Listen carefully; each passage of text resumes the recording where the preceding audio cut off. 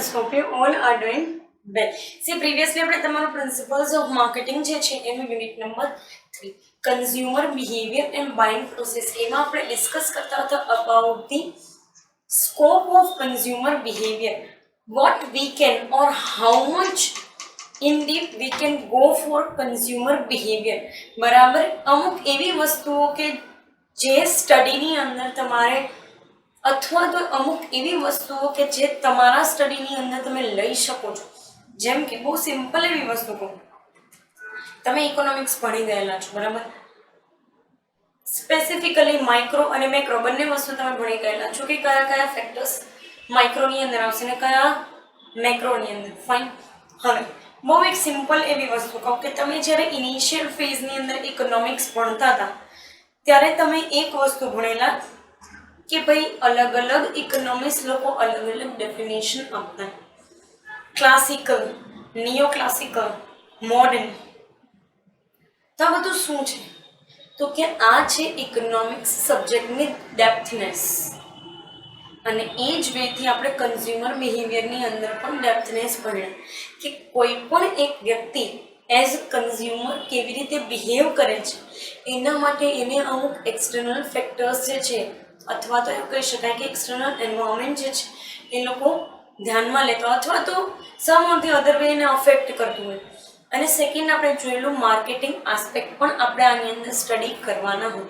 એટલે કે આ કન્ઝ્યુમર બિહેવિયર કન્ઝ્યુમર જે છે એના સાઈડ કરતાં પણ માર્કેટરના સાઈડથી બહુ ઇમ્પોર્ટન્ટ છે.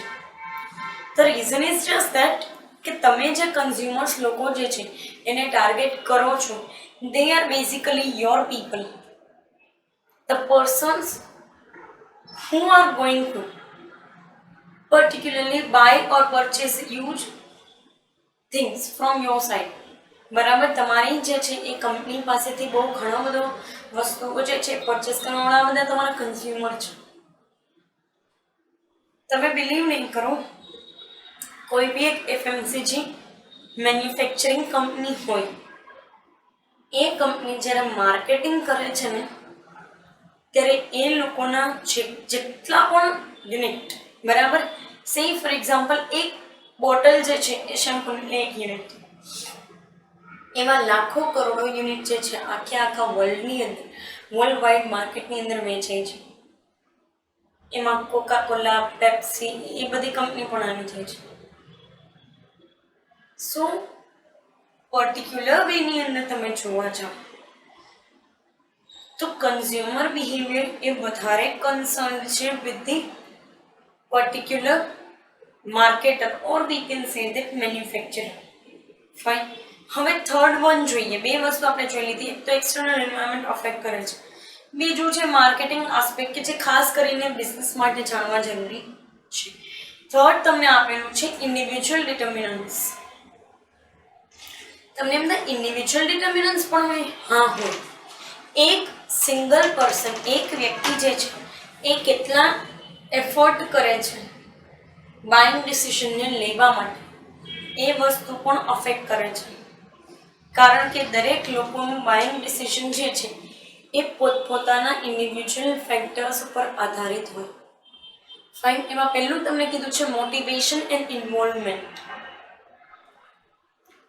ઇન્ડિવિજ્યુઅલ ડિટર્મિનેશન સિમ્પલી જે છે એ તમને કોઈ વસ્તુ પરચેસ કરવા માટે મોટિવેટ તમે કેવી રીતે થાવ છો. ક્યારે એવી વસ્તુ છે કે તમે પર્ટિક્યુલર વેની અંદર એવું લેવા માટે કે ભાઈ આ વસ્તુ આપણે પરચેસ કરવી હવે જરૂરી છે, this is the thing that I want to purchase. તો આવું તમને ક્યારે આઈડિયા આવે, ક્યારે તમે આ વસ્તુ કરી શકો? That is the thing and that is the core idea of it. So basically એને રિલેટેડ તમને આની અંદર આસ્પેક્ટ્સ આપેલા છે. બીજી વસ્તુ કે તમારું કોઈ પ્રોડક્શન જે છે, કોઈ પ્રોડક્ટ જે છે એને પરચેસ કરવા માટે તમારું ઇન્વોલ્વમેન્ટ કેટલું છે એને આપણે આગળ જતાં જોઈશું. ઘણી વસ્તુ પરચેસ કરવા છે ને આપણું લો ઇન્વોલ્વમેન્ટ હોય. ઇટ મીન્સ કે આપણે જાણતા અજાણતા એને પોસ્ટપોન કરીએ છીએ, એ વસ્તુના પરચેઝને પોસ્ટપોન કરીએ છીએ કે ભાઈ આ વસ્તુ લેવી નથી, અત્યારે જરૂર નથી, પછી લઈ લેશું. સો ઇન્વોલ્વમેન્ટ કેટલું છે એ પણ અફેક્ટ કરે છે. સેકન્ડ તમને કીધું છે ઇન્ફોર્મેશન પ્રોસેસ. તમે કોઈ વસ્તુ જે છે એના માટે કેટલું જાણવાનો પ્રયત્ન કરો છો એ વધારે ઇમ્પોર્ટન્ટ છે. કારણ કે કોઈ વસ્તુ માટે જાણવું કે ઇન્ફોર્મેશન લેવી અને પછી એ વસ્તુને પરચેસ કરવી, that is the core part. બરાબર. શું બેઝિકલી ઇન્ફોર્મેશનની પ્રોસેસ માર્કેટર સાઈડથી એક થઈ ગયા પછી ઇન્ડિવિજ્યુઅલી પણ એના ઉપર ફોકસ કરવું જરૂરી છે. Fine. And once you get that particular stage, this is the thing that you are gonna love. બરાબર. એ એક વસ્તુ છે કે જે તમને ગમશે. થર્ડ તમને કીધું છે લર્નિંગ પર્સનાલિટી. સી બેઝિકલી આ શું છે લર્નિંગ પર્સનાલિટી? એક ઇન્ડિવિજ્યુઅલનું કેરેક્ટરિસ્ટિક્સ છે. આજે મારી પર્સનાલિટી એવી હોય ને કે મારે કંઈક નવું શીખવું છે તો હું પ્રોડક્ટ કે જે હું પરચેસ કરવા જઈ રહી છું કે અલગ અલગ બીજી કોઈ વસ્તુ કે જેને હું પરચેસ કરવા જઈ રહી છું, બરાબર, એ વસ્તુ આપણી બેઝિક જે છે, બરાબર, બેઝિક અન્ડરસ્ટેન્ડિંગ ડેવલપ કરે છે. અને મારું એવું માનવું છે કે તમે કોઈ પણ વસ્તુ લર્ન કરવા માટે રેડી હોવા જોઈએ. Fine. Because if you are not going to learn something, you are not going to get information of that particular thing. તમને એ વસ્તુ વિશે પછી કંઈ ખબર નહીં હોય, તમે પરચેસ કરી લ્યો તોય નહીં. ફાઇન. ફોર્થ તમને કીધું છે એટીટ્યુડ્સ. સિમ્પલી તમારો કોઈ પ્રોડક્ટ જે છે એને પરચેસ કરવા માટેનો બિહેવિયર તમારા એટીટ્યુડ ઉપર પણ ડિપેન્ડ કરે છે. ઘણી વખત તમે વસ્તુ જે છે એ લેવાનું મન બનાવીને ગયા હોય ને તો બી ત્યાં જઈને તમને પસંદ નથી પડતું તો you are going to cancel it out. તમે એને કેન્સલ કરી નાખો છો, એ વસ્તુ પરચેસ નહીં કરો. કેમ? કારણ કે તમને ખબર છે this is what you are going to gate eventually from another shop, from another mall, from another area or from another place. That's why you are particularly cancelling it. So this is the thing that is going to affect you more or less. Fine. આગળ તમને કીધું છે decision process. એમાં પહેલું કીધું છે problem recognition. બરાબર.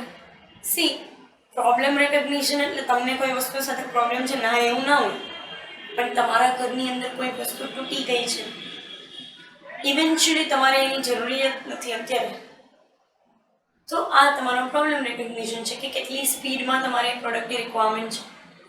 મેં તમને પહેલાં બી એક્ઝામ્પલ આપેલું હતું અને ફરી પાછું આપું છું. If someone is really depend upon something, then emergency or immediateness is much more. જેમ કે મારા ચશ્મા તૂટી ગયા છે એટલે મારે ઇમિડિયેટલી કરાવવા જ પડશે. કેમ? કારણ કે એના વગર બતાવતું નથી મને. બરાબર. તો see, these are the perspective that are basically going to affect us. Fine. Second તમને કીધું છે ઇન્ફોર્મેશન સર્ચ. તમને ખબર પડી ગઈ કે આ પ્રોડક્ટની રિક્વાયરમેન્ટ છે, ગ્રેટ. હવે સેકન્ડ કામ તમારું એ છે ઇન્ફોર્મેશન સર્ચ. એટલે કેવું? તો કે બેઝિકલી તમે ગોતવા જાઓ છો કે આ વસ્તુ ક્યાં મળશે. એમાં તમે છે ને હવે તો એક સિનારીઓ થઈ ગયો છે, લોકોને જે પ્રોડક્ટ પરચેસ કરવી હોય ને એ પહેલાં ઓનલાઈન જોઈ લે, એના ફીચર્સ જોઈ લે, પછી એ લોકો કોઈ બી આસપાસની શોપમાં જઈને એની પ્રાઇસ પૂછીને અને એ લોકો એવું કહે કે ભાઈ અમે કેશમાં તમને પૈસા આપશું, તમારે અમને જો વેચવી હોય તો અમે ઇમિડિયેટલી કેશમાં તમને પૈસા આપશું. And that particular shop owner agrees with you. અને આવું બને છે. So this is the basic understanding that we have developed. કે આવું પણ થઈ શકે. So information search is basically affecting these kind of thing, બરાબર. અને લોકો કરે છે ઓનલાઈન વસ્તુના ફીચર્સ જોઈ લે, બધા ફીચર જોઈ લે, બરાબર, પછી એ લોકો તેના પર ફોકસ કરે. કારણ કે એક વસ્તુ જોવાની છે કે ઇન્ફોર્મેશન તમે જે કંઈ પણ સર્ચ કરો છો, બરાબર, એનાથી તમને આઈડિયા આવી જાય કે કઈ વસ્તુ તમારા માટે બેસ્ટ છે. ફાઇન. થર્ડ તમને કીધું છે સિલેક્શન ઓફ ઓલ્ટરનેટિવ્સ. ઓફકોર્સ ઇન્ફોર્મેશન સર્ચની અંદર તમને બહુ એક સિમ્પલ એવું એક્ઝામ્પલ આપું.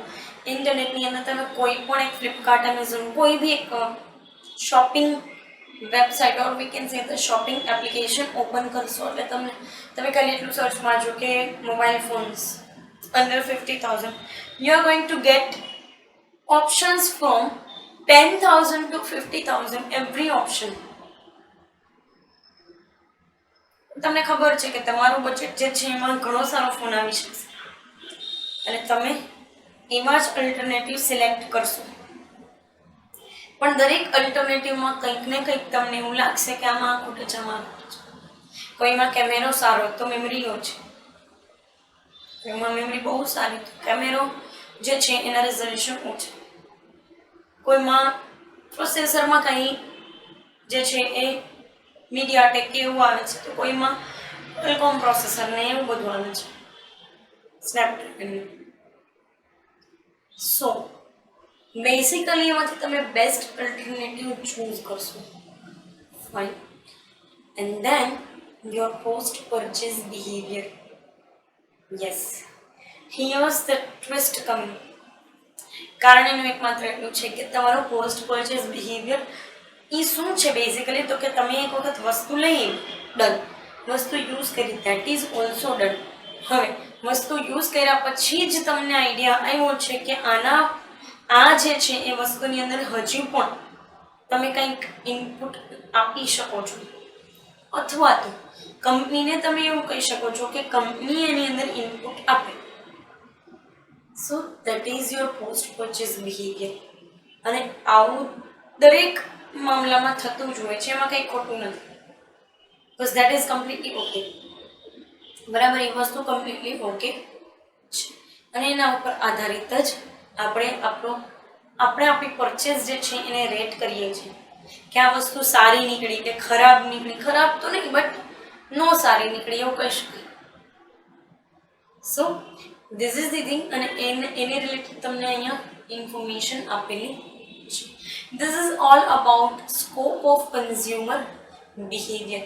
ઘણી બધી વસ્તુ આપણે particular scope of consumer behaviour જે છે એની અંદર ડિસ્કસ કરી. કારણ કે એક વસ્તુ એવી છે કે તમે ડેપ્થનેસ તો જ્યારે સમજો ત્યારે જ તમને આઈડિયા આવે, બરાબર.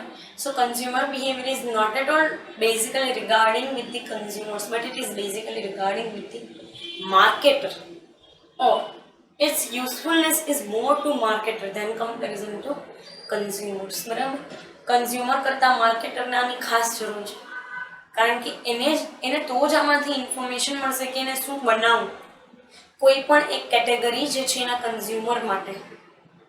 Fine. And that's the only real idea of marketing something or real idea of manufacturing something. બરાબર. So this is the thing for scope of consumer. Coming સેશનની અંદર આપણે ઇમ્પોર્ટન્સ જે છે ડિસ્કસ કરશું. અત્યારે અહીંયા સુધી રાખીએ. Thank you so much.